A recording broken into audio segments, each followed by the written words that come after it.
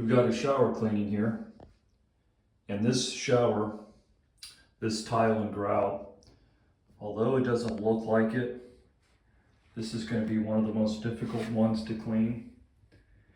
You can see there's a lot of orange algae in the tile and grout, or actually in the grout lines. And that could be caulk there. Now, if that's caulk, that needs to be recaulked. But what makes this difficult is the orange fungus that's in those grout lines are very, very difficult to get out.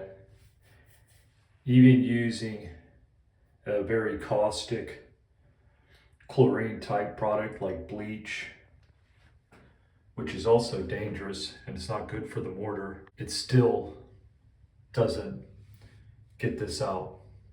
It's easier when it's black. It's like this, it's very, very, very difficult to get out even by scrubbing. Believe me, I know from experience. You can see it's throughout. It's likely here they don't have city utilities. This is probably well water.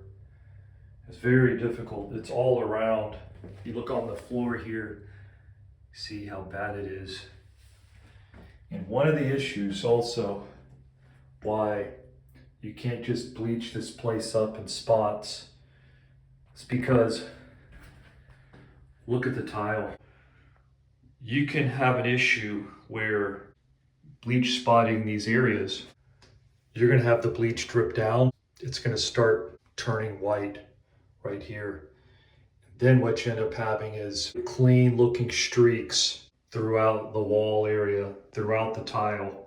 So you have these streaks in the tile, these white streaks. They just don't come out by wiping. You're going to have to really detail, you're going to have to scrub, or you're just going to have to get a pump sprayer and spray the entire shower with the bleach product, which I don't recommend because obviously it's very caustic and toxic. The vapors are extreme. When you're dealing with bleach, the vapors are very extreme. It's a high pH product, so it is very hard to breathe. It's quite dangerous. That's not recommended either for a number of reasons. And we are hoping that's not caulk right there, but it is bad.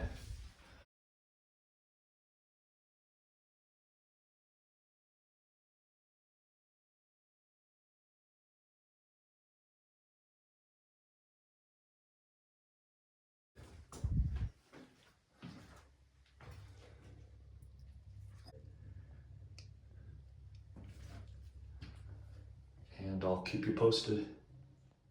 Oh, one thing that I wanted to mention with these kind of showers, with this kind of situation, one thing to do, which I know sounds a little bit crazy, but believe me, from my pressure washing days, we did this a lot on brick and other types of stone, is go ahead, get the hose, spray down everything before you apply your chemical with just water, and then apply some of the chemical you're going to use.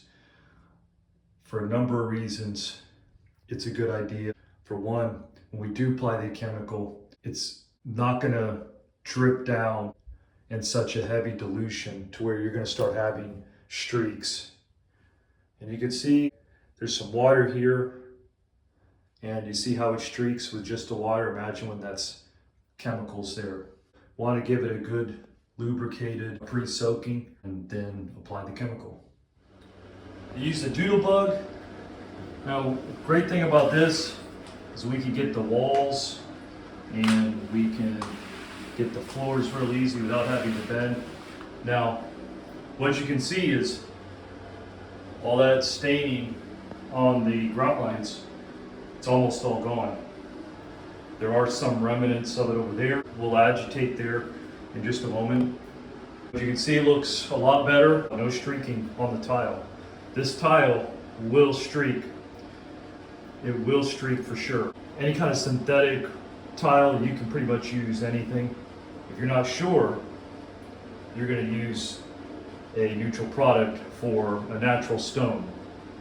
But tile that's synthetic, that's like a ceramic tile, porcelain tile, that sort of tile, use pretty much whatever you want. If you know the tile is travertine, granite, marble, slate, that sort of thing, then you need to use a neutral product or just not clean it at all.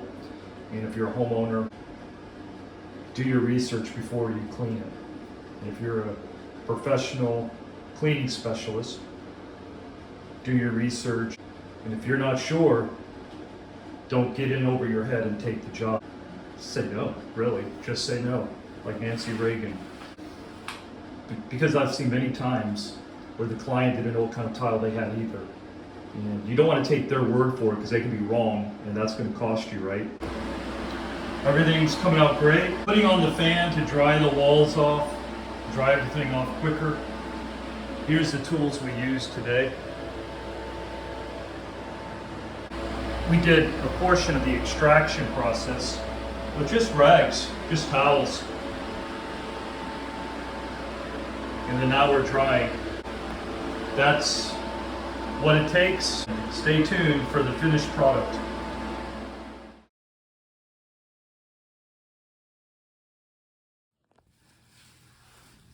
And this is the final product, all dry and looking good. Everything came out nice. The grout lines you can see are no longer orange and rusted looking.